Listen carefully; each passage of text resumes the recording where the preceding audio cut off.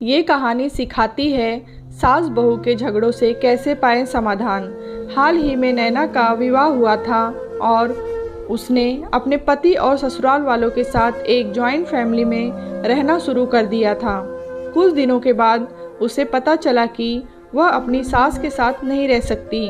नैना की सास रूढ़िवादी थी, जबकि नैना आधुनिक जीवन जीने वाली लड़की थी। जल्द ही उनके बीच झगड़े होने लगे। कई महीनों के बीत जाने के बाद भी दोनों में से कोई भी अपना व्यवहार बदल नहीं पाया। समय के साथ साथ नैना और ज़्यादा आक्रामक हो गई और उसे अपनी सास से नफरत होना शुरू हो गया। वह सोचने लगी कि कैसे अपनी सास से छुटकारा पाया जाए। एक बार हमेशा की तरह जब उसने अपनी सास से झगड़ा किया और उसके पति ने अपनी माँ का साइड लिया, तब नैना गुस्सा हो गई और अपने मायके चली गई। नैना के पिता एक केमिस्ट थे। उसने अपनी पिता की पूरी बात बताई।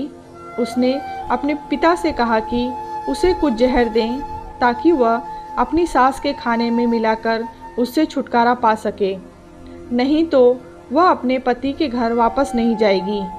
नैना के पिता को यह सब जानकर काफ़ी दुख हुआ और उन्होंने अपनी बेटी से कहा, अगर तुम अपनी सास को जहर देती हो तो तुम और मैं दोनों जेल जाएंगे। ऐसा करना ठीक नहीं है। लेकिन नैना सुनने और समझने की हालत में नहीं थी।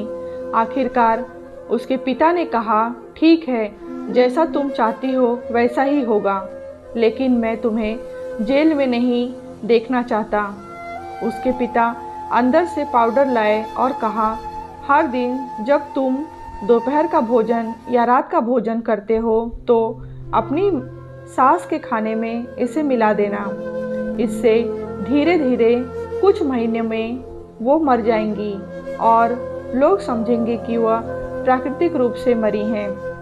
उन्होंने यह भी कहा, क्योंकि किसी को तुम पर शक नहीं होना चाहिए, इसीलिए आज से तुम अपनी सास के साथ नहीं लड़ोगी, बल्कि तुम उनकी देखभाल करोगी। भले ही वो कुछ भी कहें, तुम गुस्से से बात नहीं करोगी और हमेशा शांत रहोगी। नैना सहमत हो गई और अपने ससुराल वापस आ गई और अपने पिता की सलाह के अनुसार उसने अपनी सास के खाने में पाउडर मिक्स करना शुरू कर दिया और बड़े ही प्यार के साथ बात करना शुरू कर दिया।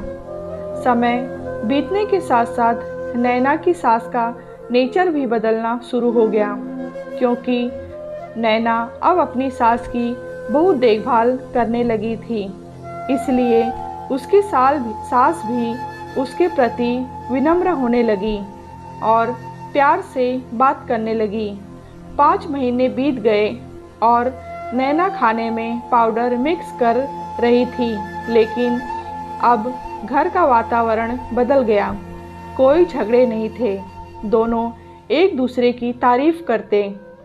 अब ऐसा लगता था मानो दोनों का रिश्ता माँ और बेटी का रिश्ता हो। अब नैना को चिंता होने लगी कि पाउडर की वजह से उसकी सास जल्द ही मर सकती हैं। वह अपने पिता के घर पर गई और उनसे कहा, पिताजी, कृपया मुझे उस जहरीले पाउडर के प्रभाव को ठीक करने के लिए इलाज बताइए। मैं अपनी सास को खोना नहीं चाहती। वह मेरी माँ की तरह हैं और मैं उससे अब बहुत प्यार करती हूँ। उसके पिता मुस्कुराए और कहा, कौन सा जहर? मैंने तुम्हें बस एक स्वीटनर दिया था। नैना हैरान थी और उसने अपने पिता से पूछा कि उन्होंने ऐसा क्यों किया। पिता ने कहा, बेटा, अगर तुम किसी दूसरे इंसान से प्यार चाहते हो तो तुम्हें भी उससे प्यार देना होगा। रिश्ते एक गाड़ी की तरह होते हैं और हम उन पर लगे पहियों की तरह। जब तक सभी पहिए ठीक से आगे नहीं बढ़ते तब तक गाड़ी ठीक से नहीं चल सकती। इसी बात का एहसास दिलाने के लिए मैंने ऐसा किया और तुम्हें अपनी सास के प्रति नम्र रहने को कहा। तुम्हारी अच्छाई देखकर उन्होंने भी अपने आप को बदला और तुम्हें समझना शुरू किया।